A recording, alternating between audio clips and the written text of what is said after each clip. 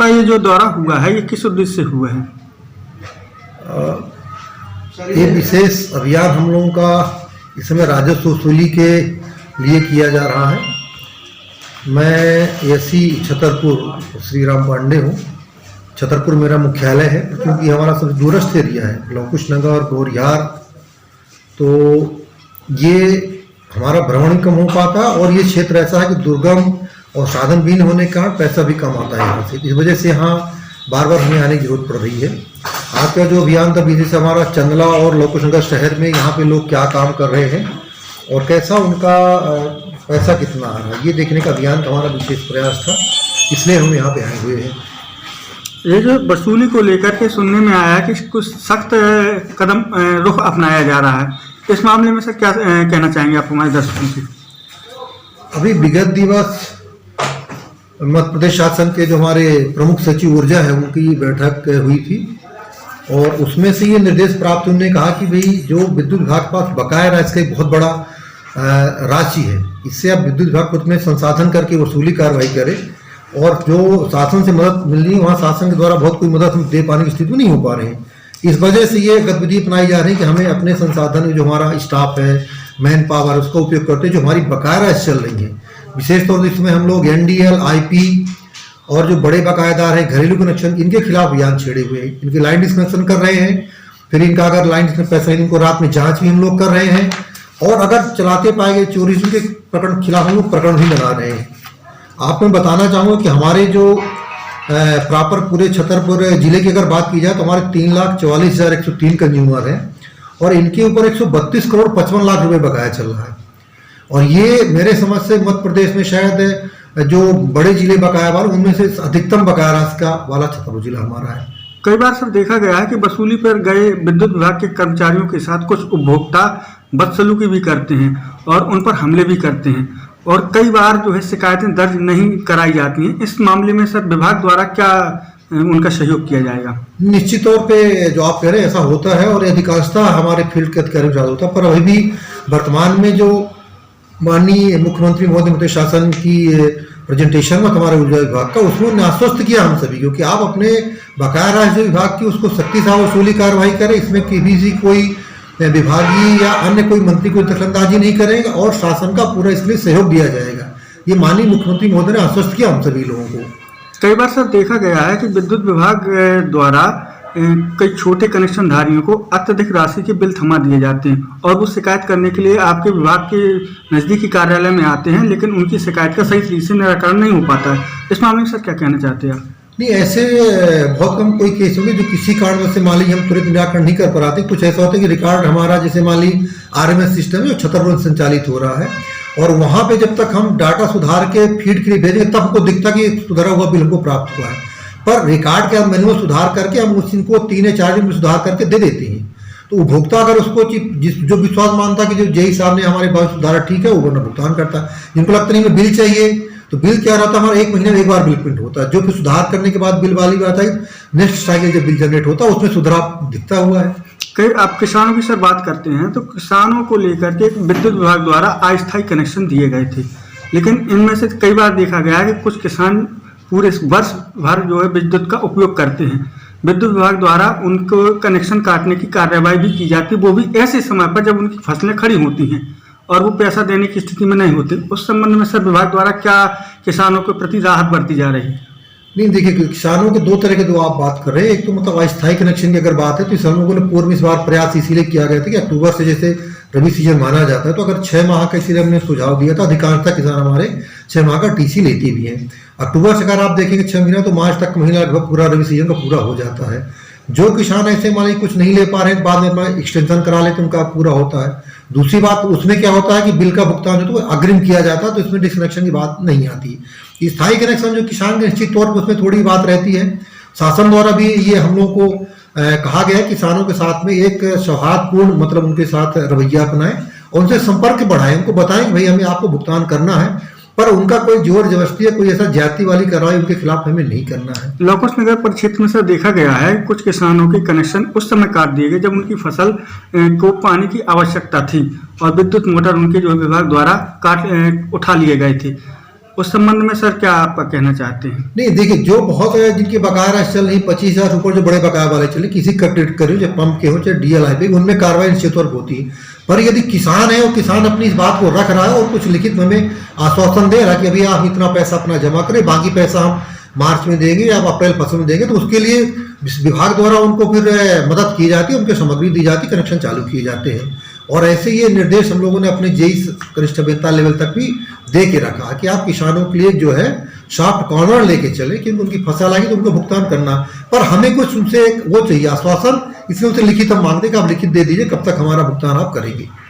Sir ये metre testing fees को लेकर के एक अभी विवाद चल रहा है सर, लोगों में धारणा है कि हमसे मीटर टेस्टिंग के नाम पर काफ़ी फीस वसूली जा रही है, इस मामले में सर क्या कहना चाहते हैं? नहीं देखिए, दो तरह की मीटर टेस्टिंग का मामला जो है अभी में चला गया, तो वहाँ भी लोगों ने कुछ ही मुद्दा उठाया, तो मैंने बताया है जो हमारा मीटर लगा है रीड कर रहा है उसका हम आपको बिल देते हैं, हर महीने हम रीडिंग करते बिल जनरेट करते। अगर आपको उसमें विश्वास लग रहा है कि मीटर सही रीड नहीं कर रहा है, तो सामान्य तरीके हमारा जेई साहब जांच करते हैं, देखते हैं कि क्या स्थिति, वो बताएंगे कि हमारा मीटर सही है गलत है। अगर मीटर गड़बड़ समझ में आ रहा है तो अपने डिपार्टमेंट तौर पर बदलेंगे। यदि अगर मीटर हमारा सही है और आप कहने फिर भी गड़बड़ है, तो उसके लिए फिर कंटेस्ट कहलाता है। कंटेस्ट अगर आप करना चाहते हैं तो फिर ये होता है कि हमारा टेस्टिंग आप फीस जमा करते हैं, वो मीटर हम टेस्टिंग लैब सागर भेजते हैं, उसकी फीस देनी पड़ती है। पर उसमें एक जो आवश्यक जानकारी आप बताना चाहूँगा, शायद लोगों में भ्रांति रहती है, अगर वो मीटर मान लीजिए हमारा विभागीय तौर पे खराब निकल रहा है, तो आपकी बात सही कहलाई, तो जो टेस्टिंग बतौर पे फीस जमा करते हैं उस फीस पैसे को हम आपके बिल में एडजस्टमेंट देते हैं। इसमें बिल्कुल मैं चाहूँगा आप माध्यम से आम उपभोक्ता भी ये जानकारी ले कि टेस्टिंग फीस में अगर उनकी बात जाए तो पैसे का कुछ रिटर्न होता है बिल में एडजस्टमेंट के रूप में। किसानों को वर्तमान मुख्यमंत्री शिवराज सिंह चौहान द्वारा किसानों को सब्सिडी को लेकर के एक घोषणा की गई है, इस मामले में सर आप हमारे दर्शकों को क्या बताना चाहते हैं? अभी वर्तमान में जो घोषणा सब्सिडी किसानों को चल रही थी वो जारी है। इस तरह की एक नई थोड़ी स्कीम हमारे विभाग में लाई जा रही है कि जो डीबीटी कहलाती है, डायरेक्ट बेनिफिट ट्रांसफर। जैसा आप जानते हैं कि इंडियन एसपी जो हमारे गैस कनेक्शन उनमें रहता है कि हमारा जो गैस कनेक्शन नंबर में हम अपना आधार नंबर, बैंक नंबर और मोबाइल नंबर हम अपना लिंक करवाते हैं। ये प्रक्रिया हमारे विभाग में चल रही है और मैं आप माध्यम से सबकी किसानों से अपील भी करना चाहूँगा, जो भी हमारे स्थायी पंपधारी कनेक्शन वो सभी लोग हमारा आधार कार्ड, मोबाइल नंबर हमारे विभाग में अपने वितरण के कार्ड जमा कर उनको लिंक कर दे कनेक्शन साथ में, तो जो शासन द्वारा सब्सिडी प्रदान की जा रही है वो सीधे उनके खाते में ट्रांसफर हो जाएगी। हमें फिर शासन दे, हम उनको ये वाली पी की प्रक्रिया समाप्त होने वाली है, तो जो सब्सिडी मिल रही है वो सीधे उनके खाते प्रदान कर दी जाएगी। कई बार सर देखा गया है कि विद्युत विभाग के जो पोल गड़े हैं, पोल के साथ में एक जो सपोर्टर तार गड़ा होता है जिसको स्ट्रीट लाइट तार भी बोलते हैं, इसमें इसकी चपेट में आने से, इसमें करंट होने से कई मवेशी मर जाते हैं और किसानों को या मवेशी पालकों को उसका मुआवजा नहीं मिल पाता है। इसमें विभाग की क्या कार्रवाई होती, क्या रणनीति होती है? नहीं देखिए, इसमें ऐसा है कि जो भी एक्सीडेंट हो, कहीं चाहे जानवरों का हो या किसी का हो, पब्लिक का हो, कुछ हो, तो वो एक्सीडेंट पूरा हमारी प्रक्रिया है, उसकी रिपोर्ट की जाती है पहले, फिर थाने में एफआईआर दर्ज भी होती है, फिर हमारे यहाँ पीआरडीआर बनता है और मध्य प्रदेश शासन का इलेक्ट्रिकल स्टेट विभाग है वो भी इसकी रिपोर्ट प्रस्तुत करता है जो शासन को मान्य होती है। और एक्सीडेंट के मामले में सबसे महत्वपूर्ण रोल होता है पोस्टमार्टम का।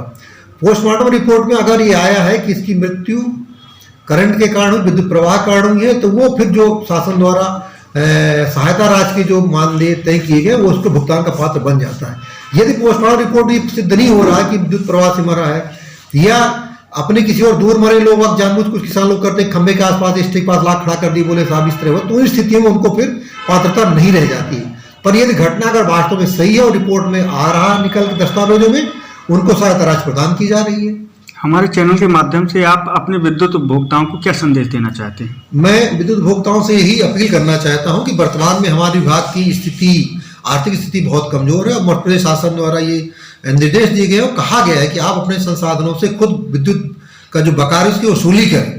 तो हम विभाग वाले ये अपील करना चाहते हैं कि हम कोई अनावश्यक तौर पे आपको परेशानी में या कोई समस्या में नहीं डालना चाहते। आप अपने नियत से बिल का भुगतान करें जिससे आप हमें कनेक्शन विच्छेदन कार्रवाई के लिए बाध्य न होना पड़े। अन्यथा आज की स्थिति में ये भी निर्देश हमें प्रदान कर दिए गए हैं कि यदि आपका कोई होटल या दुकान का कनेक्शन है जो बकाया राशि चल रहा है, उसके एवज में अगर भुगतान नहीं करें तो आपका हम घर घरेलू कनेक्शन भी काटेंगे। पंप का कनेक्शन बकाया राशि है, आप भुगतान नहीं करें तो आप हम घर कनेक्शन, दुकान कनेक्शन भी हम काटेंगे। ऐसे में निर्देश प्राप्त हो चुके हैं। शासन द्वारा भी कहा गया कि आप सख्ती से कड़ाई से अपने बिल की वसूली करें और शुरुआत आप बड़े बकायेदारों से करें। जो सक्षम है और बड़े बकायेदार हैं उनसे कार्रवाई शुरू। जैसे आज मैं खुद आया था आपके यहाँ पे लोकुश नगर में, जो बड़े बकायेदार आपके मुकेश शिवहरे जी हैं, और इनके यहाँ मेरे को स्वयं जाना था डिस्कनेक्शन करने के लिए, देखने की क्या स्थिति हुई है। मेरे आने के पूर्व हमारे जेई साहब यहाँ के जो आर.के. शाह जी है, इनने अपना सरयाम जी ने कार्रवाई किया था और उपभोक्ता ने आज ही के दिन 40,000 रुपये जमा किया है। तो 50% उनका अमाउंट आ गया, इसलिए हमने कोई कनेक्शन विच्छेद नहीं किया। उनके समय दे, एक हफ्ते बाद आप हमारा पूरा पैसा भुगतान कर दें। तो मैं आपके माध्यम से ही सबसे अपील करना चाहता हूँ, अपने बिलों का भुगतान करें और हमारी सुविधा का लाभ उठाएं, अनावश्यक परेशानी से बचें। सर, कर्मचारियों को लेकर के भी एक सवाल था कि कर्मचारी इस समय बेहद तनाव से गुजर रहे हैं। कर्मचारियों को विद्युत वसूली भी करनी है और साथ ही साथ मेंटेनेंस की व्यवस्था भी करनी है, और विद्युत विभाग लोकुश नगर में कर्मचारियों की संख्या अपर्याप्त देखी जा रही है। इस मामले में सर निश्चित तौर पे आपका कहना बिल्कुल सही है। लोकुश नगर भर की बात नहीं, पूरे हमारे संभाग में खजुराहो में देखें, पूरे जिले में देखें तो ये हमारे जो मैन पावर कहते हैं आजकल आउटसोर्स से मिला हुआ, और हमारे लाइन स्टाफ है। लाइन स्टाफ हमारे भर्तियां नहीं हो रही, जो रिटायरमेंट हो रहे हैं उनके स्थान खाली हो रहे हैं। साथ ही मैन पावर जितना हमें मिलना था उतने नहीं मिले हैं। तो ये कमी की बात हमने अपनी कंपनी मुख्यालय पहुंचाई है। पिछले बार की मीटिंग हमारे मध्य प्रदेश शासन के जो प्रमुख सचिव ऊर्जा उनके सामने भी संज्ञान में लाया गया, और उन्होंने ये कहा है कि इस समस्या का समाधान के लिए प्रयास चल रहे हैं। या तो नई भर्ती की जाएगी, आउटसोर्स के माध्यम से भी मैन पावर उपलब्ध कराया जाएगा, और इसमें उम्मीद ये की जा रही है कि मार्च तक इसका निराकरण, मार्च के बाद अगला जो फाइनेंशियल ईयर आ जाएगा उसमें इसका निराकरण निश्चित तौर पे होगा। Thank you.